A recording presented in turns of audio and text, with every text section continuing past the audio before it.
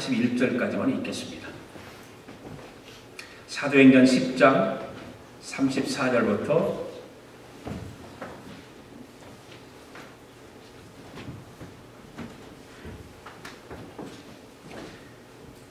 34절부터 41절까지만 읽겠습니다. 사도행전 10장 34절부터 41절까지만 읽습니다. 자, 우리 한 목소리로 다 같이 읽습니다. 시작.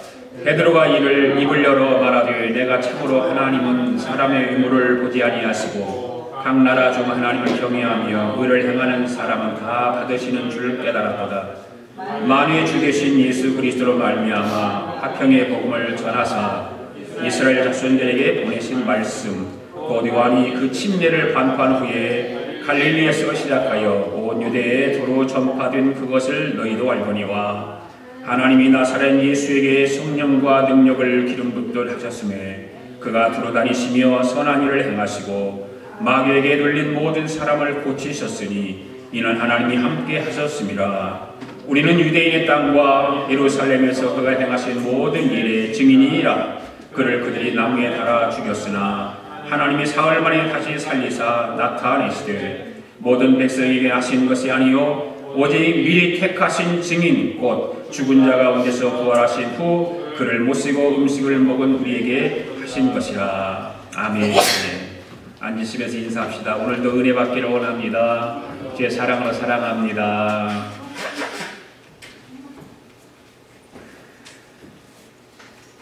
여러분, 고넬료가 어떻게 이방인으로서 그리스도인이 되는 복된 위치에 설 수 있었을까요? 그것은 참 10장 2절에 가서 보면 고넬료는 경건한 사람이고 기도하는 사람이고 그랬다. 이런 말씀을 보면 고넬료는 경건한 사람이고 하나님을 갈망했던 사람이다. 그래서 이 고넬료는 이방인이지만 그리스도인이 되는 복된 위치에 설 수 있었다라고 생각을 합니다. 고넬료는 이방인 군인이었지만 하나님에 대한 그 경외함과 그 갈망이 있어서 날마다 시간을 정해놓고 기도했습니다. 그리고 하나님의 뜻을 생각하며 열심히 구제했습니다. 그래서 하나님께서 그 마음에 있는 그 생각을 보시고 하나님을 경외하고 갈망하는 그 모습을 보시고 천사를 보내시고 베드로를 보내게 된 것입니다. 또한 하나님의 인도로 베드로가 왔을 때 고넬료가 얼마나 환영합니까? 지난주에 보았던 33절 마지막에 보면 베드로 사도님 그래서 정성스럽게 베드로 사도를 맞이합니다. 그러면서 하는 말이 우리가 지금 하나님의 말씀을 듣고자 이렇게 모든 사람이 우리 식구들과 친지들과 친구들을 모아놓고 기다리고 있었습니다. 이런 이야기를 합니다. 그가 베드로를 대하고 베드로에게 말하는 모습을 보면 하나님을 경외했던 사람이라고 하는 것을 분명히 우리는 알 수 있습니다. 마음속에 하나님을 늘 갈망했던 사람. 그 모습들이 그 말 속에서 다 드러나 있습니다. 오늘 우리가 하나님을 만나고 하나님의 은혜를 받고 하나님의 역사를 체험하려면 마음속에 이 고넬료와 같이 하나님을 경외하는 마음, 하나님을 늘 갈망하는 마음이 있어야 될 줄로 믿습니다. 은혜에 대한 목마름이 있어야 하나님의 주목을 받고 하나님의 은혜를 체험하게 되는 것입니다. 그렇지 않겠습니까? 은혜를 사모하고 갈망하는 그런 마음이 있는 사람이 하나님께 주목받지 않겠습니까? 누가 하나님 앞에 주목받으려면 우리는 하나님을 경외하고 하나님을 늘 마음속에 갈망하는 마음이 있어야 됩니다. 그래서 오늘도 하나님의 은혜를 체험하기를 바랍니다. 오늘 본문의 말씀은 베드로의 설교를 들은 백부장 고넬료와 집안 사람들 모두가 은혜를 받았어요. 설교를 듣고 나서. 그리고 나서 무슨 일을 합니까? 하나님의 이름을 높이며 찬양하는 모습을 보게 됩니다. 오늘 우리도 하나님의 말씀으로 은혜를 받아서 성령 충만하여 하나님의 이름을 높여 찬양할 수 있는 저와 여러분 되기를 바랍니다. 오늘도 본문의 말씀을 통해서 세 가지 말씀을 드리는데, 첫째로 베드로의 그 깨달음을 한번 생각해 보자는 거예요. 베드로가 왜 고넬료가 불러서 왔는가? 왜 베드로에게 성령께서 베드로를 고넬료에 집에 보냈는가? 라고 하는 것입니다. 34절 35절 읽습니다. 시작. 베드로가 입을 열어 말하되 내가 참으로 하나님은 사람의 의모를 보지 아니하시고 각 나라 중 하나님을 경외하며 의를 행하는 사람은 다 받으시는 줄 깨달았도다. 베드로가 지금 하는 이야기예요. 베드로가 깨달은 거예요. 왜 자기가 고넬료 집, 이방인 집에 오게 되었는가? 왜 성령께서 이방인의 집에 유대인 나를 왜 이곳에 보내는가? 깨달았다는 거죠. 욥바에 머물고 있던 베드로 아닙니까? 그래서 고넬료 초청을 받고 고넬료 집에 갔습니다. 그리고 고넬료를 통해서 기도하던 중에 환상을 보고 자기를 초청하게 되었다는 사실을 알게 되었습니다. 사실 베드로는 고넬료가 보낸 사람들을 따라서 가면서도 그렇잖아요. 그의 마음에 별로 그렇게 기쁨이 없었던 것이거든요. 왜냐하면 자신이 유대인으로서 이방인 집에 간다는 것은 좀 부담스러웠다고 말할 수 있을까요? 사람들을 눈에 보는 것도 좀 그렇게 좋지 않았을 것이고, 그렇잖아요. 유대인으로서 이방인 집에 간다고 하는 거 사람이 눈에 보이면 어떨까? 그런 부담이 있었을 것입니다. 그런데 막상 고넬료 집에 가서 그의 말을 들어보니까 그 이유를 알게 된 거예요. 그 이유를. 다시 말하면 하나님은 유대인이나 이방인이나 예수 그리스도를 믿으면 다 구원을 받을 수 있다는 사실을 깨닫게 되었다는 말이에요. 네. 신분에 상관없이 하나님을 경외하는 사람이라면 다 하나님의 은혜를 받을 수 있다. 네. 구원을 받을 수 있다. 과거의 베드로는 유대인 중에서 한 사람으로서 어떤 생각을 가지고 있었습니까? 이방인은 구원을 받을 수 없다라고 생각했었거든요. 과거에는. 아마 베드로는 예수님을 따라다니면서도 그런 생각을 가지고 있었을 거예요. 오순절날 성령 받은 후에도 그렇게 생각했을 거예요. 그런데 환상을 보고 고넬료 집에 갔을 때 비로소 베드로 안에 있던 그 편견이죠. 편견. 그거를 깨트려버린 거예요. 그것이 깨져버린 거예요. 예수님을 대신해서 복음을 전해야 할 베드로가 아직도 그러한 잘못된 편견에 사로잡혀 있는 그 모습이 하나님이 보실 때 얼마나 안타까워 하셨겠느냐 그 말입니다. 참으로 하나님께서 안타까워 하셨을 것입니다. 그래서 그가 기도하는 중에 환상을 보여주시고 직접 이방인 백부장 고넬료와의 만남을 주선해 주신 거예요. 베드로는 고넬료를 만나서 대화를 하던 중에 그동안 자신이 가지고 있었던 편견이 얼마나 잘못된 것인가를 깨닫기 시작한 것입니다. 또 깨달은 것은 뭐냐면 이방인도 예수를 믿으면 얼마든지 구원을 받을 수 있다는 사실을 깨달았습니다. 할렐루야.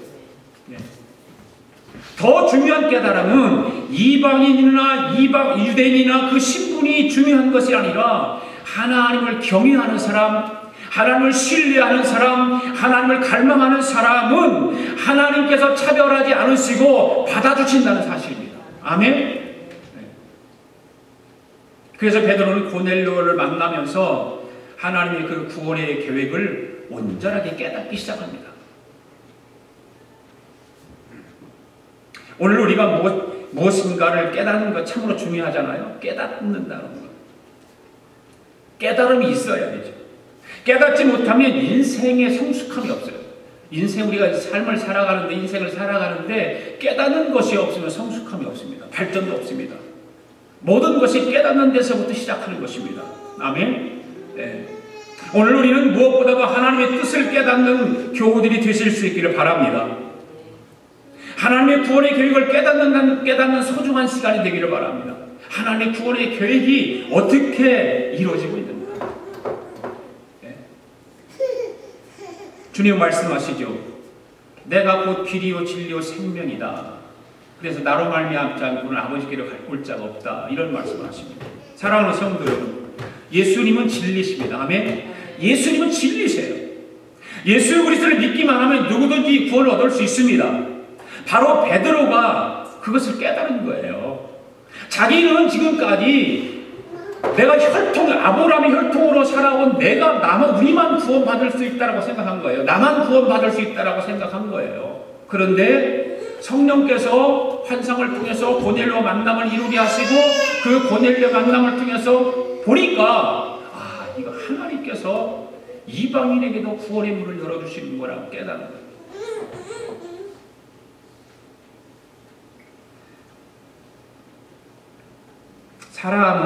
사람을 볼 때 외모를 보고 사람을 판단하고 겉으로 드러나는 것을 보면서 사람을 평가하지 않습니까? 대부분이? 네. 대부분은 그렇게 평가를 해요. 그래서 자기 마음에 드는 사람을 가까이 하고 그렇지 않은 사람은 멀리합니다. 자기 평가 기준이 있어요. 그래서 자기 평가 기준에 맞으면 가까이 합니다. 그런데 자기가 외모를 보고 어느 환경 보든 주변을 보고 자기 평가 기준이 맞지 않으면 가까이 하지 않습니다. 그런데 우리 하나님은 외모를 보고 귀하다고 천하다고 판단하지 않으신다고 말해요. 겉모양만 보고 그 사람을 평가하지 않으십니다. 예수님을 영접한 사람은 누구나 귀하게 여기시고 받아주시는 것입니다. 아멘. 겉모양만 보고 판단하는 것은 아니에요. 겉모양 보고 받아주고 배척하고 그러는 것이 아니에요. 외모가 우리를 볼 때, 외모가 우리가 볼 때 좀 이상하고 일그러졌다 할지라도 그렇잖아요. 그 사람 마음속에 예수님이 계시면 다 귀하게 보시고 받아주십니다. 우리 주님의 마음이에요, 그것이. 그렇지만 아무리 겉면이 화려하고 부자라고 해도 그 마음속에 예수 그리스도가 계시지 않으면 우리 주님은 천하게 보신다고 말해요. 네. 그러므로 오늘 저와 여러분들은 예수 없는 부자가 되기를 원하지 마시고 좀 부족하고 가난하다 할지라도 예수님과 함께하는 삶이 더 귀함을 기억할 수 있기를 바랍니다. 예수님과 함께하는 삶. 여러분 신앙생활을 하면서 가장 속상할 때가 언제입니까? 여러분 신앙생활을 하면서 속상해본 적 있습니까?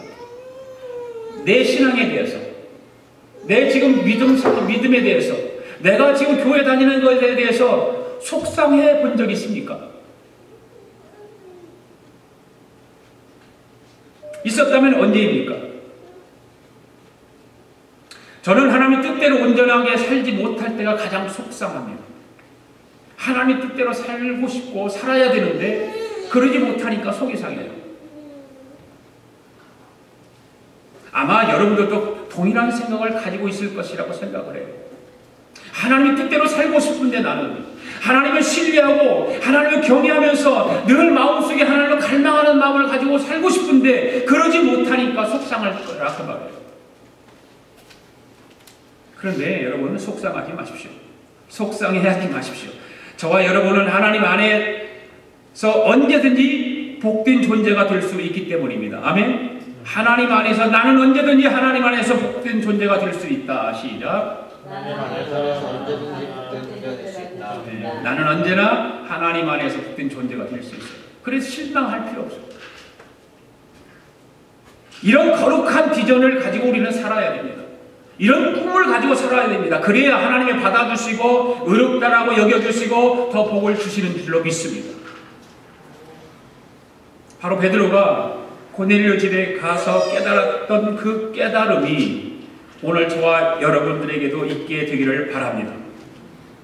그 다음에 두 번째로 베드로의 설교를 한번 우리가 보겠습니다. 설교 내용을 한번 볼까요? 36절에서 38절 말씀 읽습니다. 시작. 만유의 주 되신 예수 그리스도로 말미암아 화평의 복음을 전하사 이스라엘 자손들에게 보내신 말씀 곧 요한이 그 침례를 받고한 후에 갈릴리에서 시작하여 온 유대에 두루 전파된 그것을 너희도 알거니와 하나님이 나사렛 예수에게 성령과 능력을 기름 붓듯 하셨음에 그가 두루 다니면서 선한 일을 행하시고 마귀에게 눌린 모든 사람을 고치셨으니 이는 하나님이 함께 하셨습니다. 아멘. 사랑하는 성도 여러분, 예수 그리스도께서는 화목제물이 되어 주셨기 때문에 죄로 말미암아 하나님과 인간 사이에 막힌 담을 헐으시고 화평을 이루셨습니다. 아멘. 네.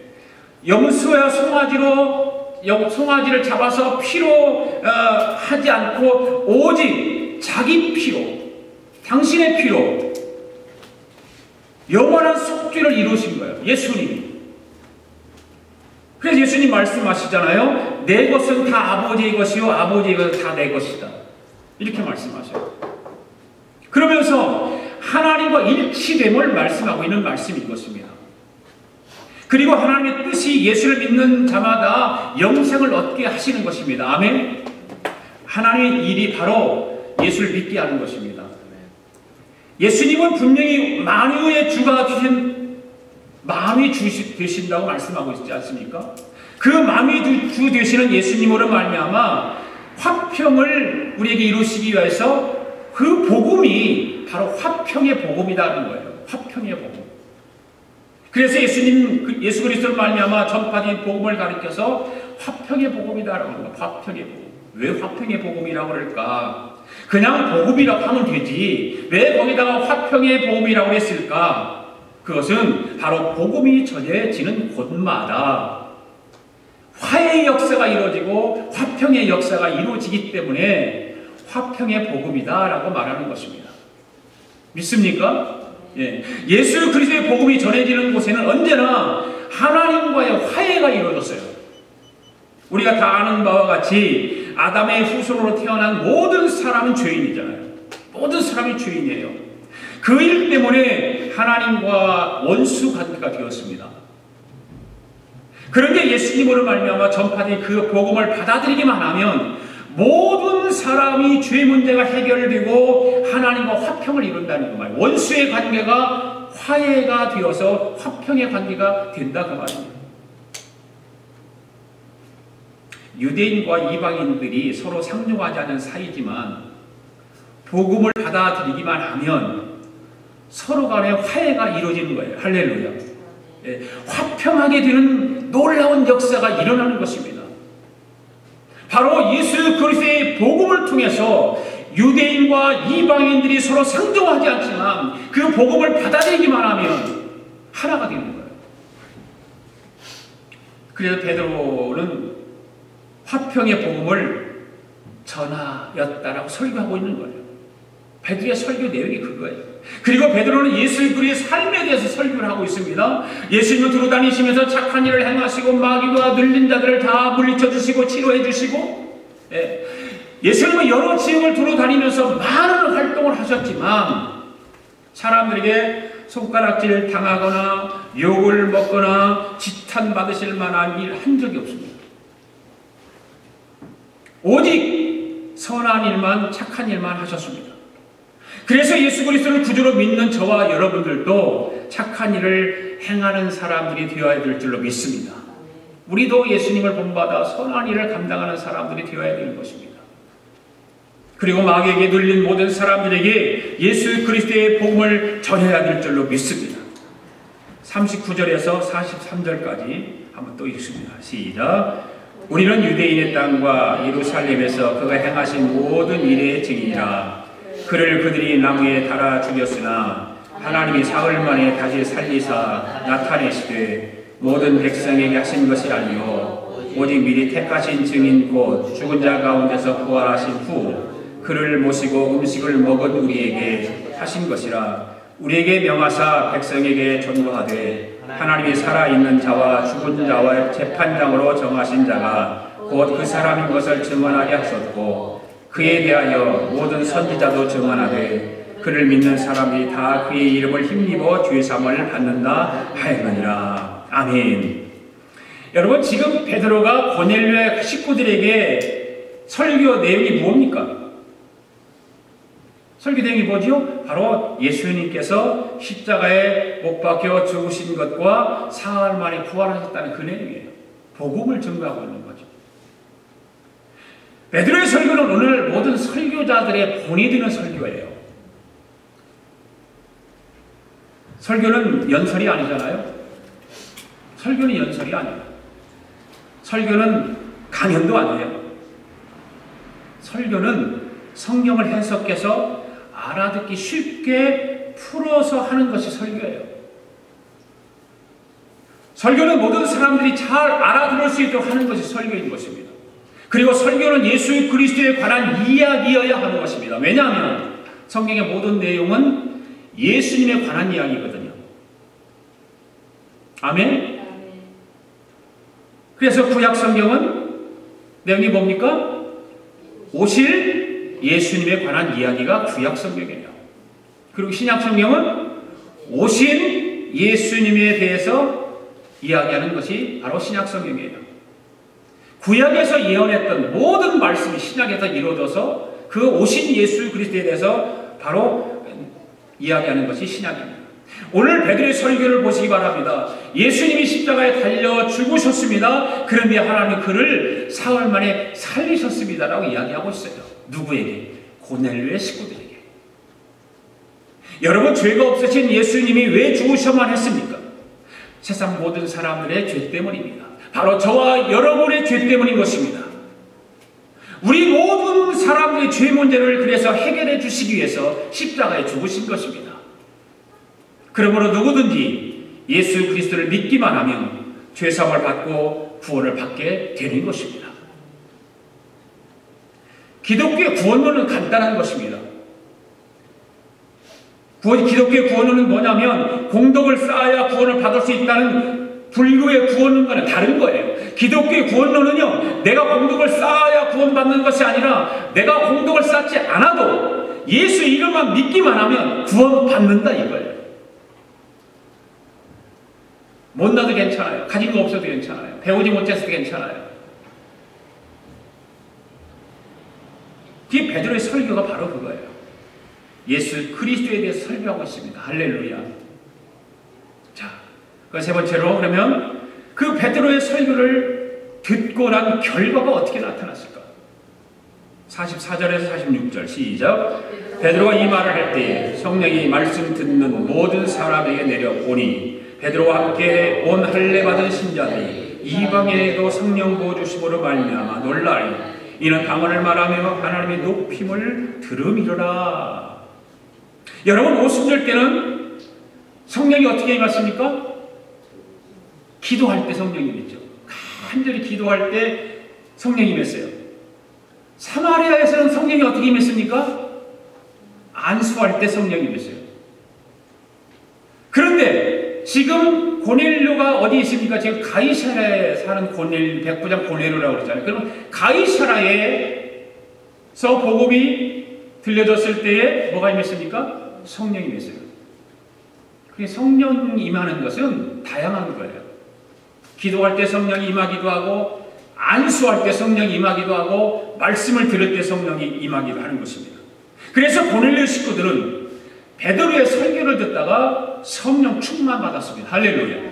네. 그리고 성령의 말하게 하심을 따라서 방언이 터졌습니다. 그리고 하나님의 이름을 높여 찬양합니다. 바로 베드로의 설교에 대한 결과가 이렇게 나타난 것입니다. 하나님을 높여 찬양하는 그 모습을 보고 있던 베드로의 일행들이 모두가 놀랐습니다. 과거에 구원받지 못한 자들로 알고 멸시했던 그들이 성령을 받고 방언을 말하고 하나님을 높여 찬양하는 것은 분명히 베드로와 베드로의 일행들이 볼 때는 놀라운 사건이었어요. 그들이 생각할 때는 있을 수 없는 일이 일어난 거예요. 베드로는 그들이 성령 받을 수 있도록 안수 기도를 한 건 아니에요. 그냥 구원의 복음을 듣는 가운데 모두가 성령 받은 것입니다. 바로 예수님이 십자가에 죽으심과 모든 사람이 죄 때문에 죽었다. 그리고 사흘 만에 하나님께서 부활하게 하셨다. 바로 그 예수 그리스도에 대해서 말씀을 전했는데 바로 성령이 임하게 된 것입니다. 성경을 보면 안수기도 받을 때 성령 받을 수도 있어요. 그런데 오늘 말씀에서와 같이 하나님 말씀을 듣다가 성령을 받는 경우도 있다고 말해요. 사랑하는 여러분, 오늘 여러분들도 하나님 말씀을 듣다가 성령 충만히 받기를 바랍니다. 말씀을 듣다가 성령의 역사가 일어나는 그런 기적들이 일어나기를 바랍니다. 성령은 지금도 이 자리에 역사하고 있는 거예요. 성령은 지금도 여러분 가운데 역사하십니다. 성령은 지금도 우리 교회 안에 역사하십니다. 성령은 지금도 하나님의 말씀 듣는 데 역사하시는 것입니다. 어떤 특별한 관계, 특별한 집회, 그런 것 가운데서만 성령의 역사가 일어나는 것이 아니라 순수하게 하나님 말씀을 듣는 가운데 성령의 역사는 일어나는 것입니다. 그래서 여러분들이 말씀을 들으시다가 믿어지고 깨달아지면 여러분 큰 소리로 아멘 하세요. 이 아멘 하는 것이 굉장히 중요한 역할을 한다고 말해요. 입 딱 다물고 그냥 있는 것보다 여러분 내 그 말씀이 옳습니다. 동의합니다. 나도 믿습니다. 그러면 여러분이 입을 열어서 아멘 하세요. 성령의 역사가 일어나는 거예요. 말씀이 내 마음속에 심령에 부닥쳐 오면 그 말씀이 내 심령을 내리치면 성령의 역사가 일어나는 거예요.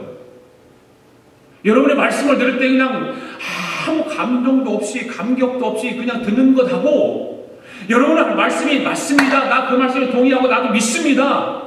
그렇게 되면 그렇게 믿어지면 아멘 하라 그 말이에요. 아멘. 그냥 아멘 하는 것이 아니잖아요. 목사가 무슨 아멘 아멘 하라고 그러니까 뭐 억지로 시키는 것 같지만 이유가 있으니까 그러는 거죠. 고린도 전서에도 보면 하나님 말씀을 들을 때 모두가 아멘 아멘 아멘 하며 하나님께 영광 돌려라 그랬거든요. 그것이 하나님께 영광 돌리는 거죠. 말씀을 듣다가 내가 감동이 오고 감격이 오면 아멘 하는 거예요. 그것이 하나님께 영광 돌린다고 말해요.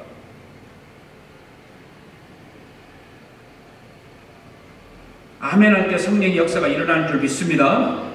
47절 48절 마지막 읽습니다. 시작. 이에 베드로가 이르되 이 사람들이 우리와 같이 성령을 받았으니 누가 등이 물로 침례 베풀을 금하리요 하고 명하여 예수 그리스도의 이름으로 침례를 베풀라 하니라. 그들이 베드로에게 며칠 더 머물기를 청하니라. 아멘. 여기까지 10장을 끝나는 말씀이에요.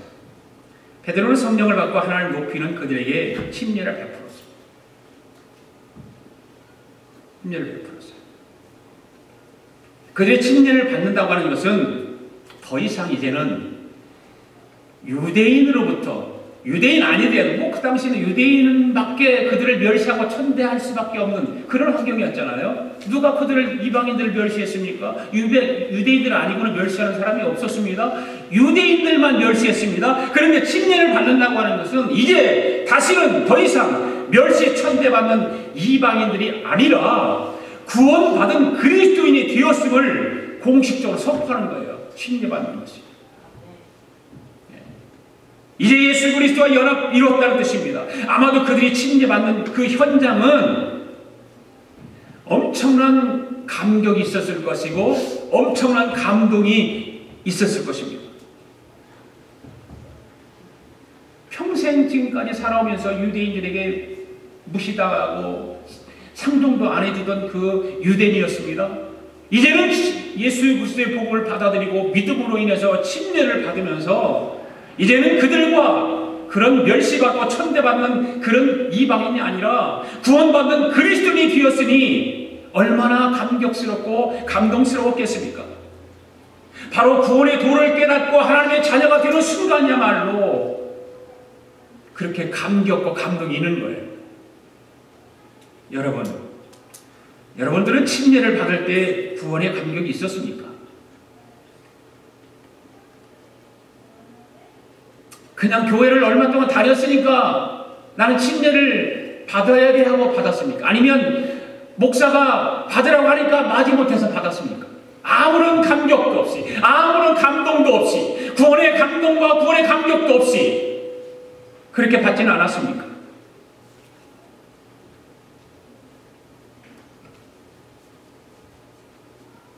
여러분이 침례를 받을 때 내 죄를 씻음받는다고 하는 구원의 감동이 있었습니까?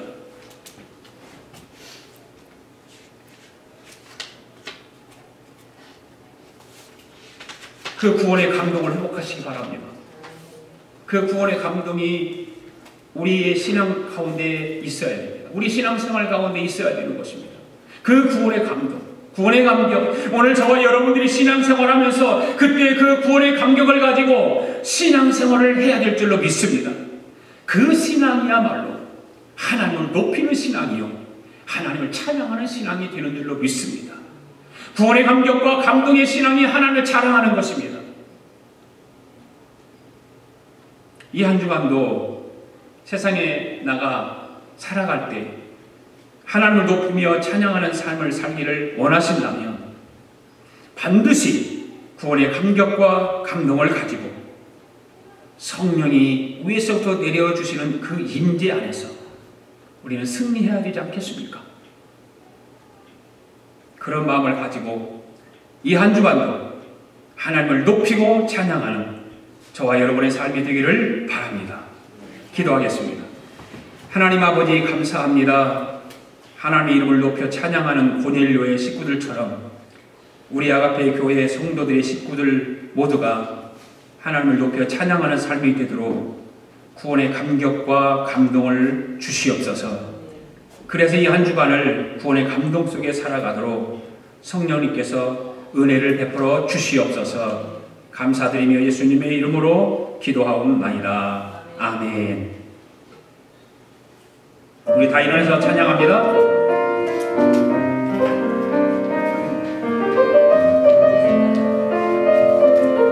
하나님은 우리의 피난처,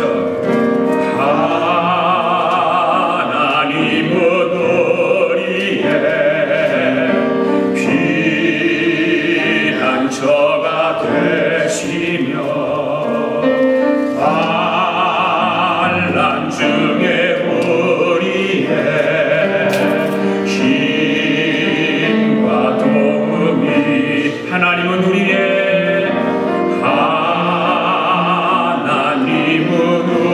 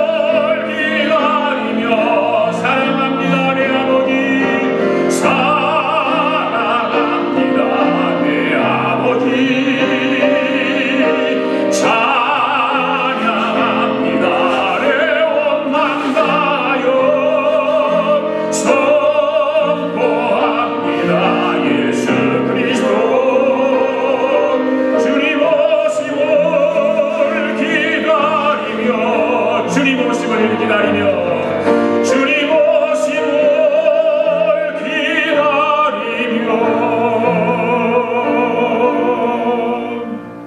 하나님 아버지 감사합니다.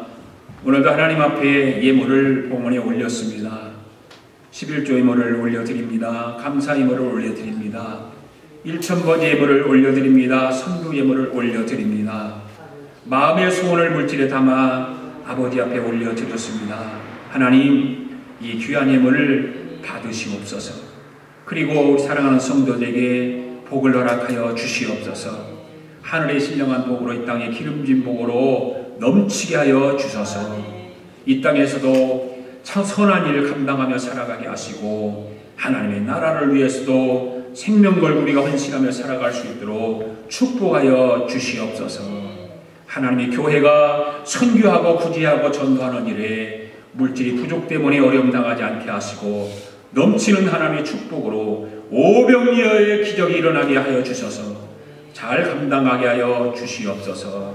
오늘도 주의 영광을 위해서 헌신하고 수고하는 모든 사랑하는 성도들의 수고와 헌신이 하늘의 해와 같이 빛나게 하여 주시옵소서. 주님께 큰 영광이 되게 하여 주시옵소서. 지금은 우리 주 예수 그리스도의 은혜와 하나님 아버지의 극진하신 사랑과 성령님의 감동과 충만하신 역사가 오늘도 하나님의 이름을 높여 찬양하며 살기로 다짐하고 돌아가는 사랑하는 성도들 머리 위에와 성도들의 가정과 직장과 경영하는 기업 위에와 우리가 살고 있는 이 미합 중국과 하나밖에 없는 우리 조국 위에 주의 이름으로 모이는 교회 위에 지금부터 영원토록 함께 하시기를 예수님의 이름으로 축원하옵나이다. 아멘.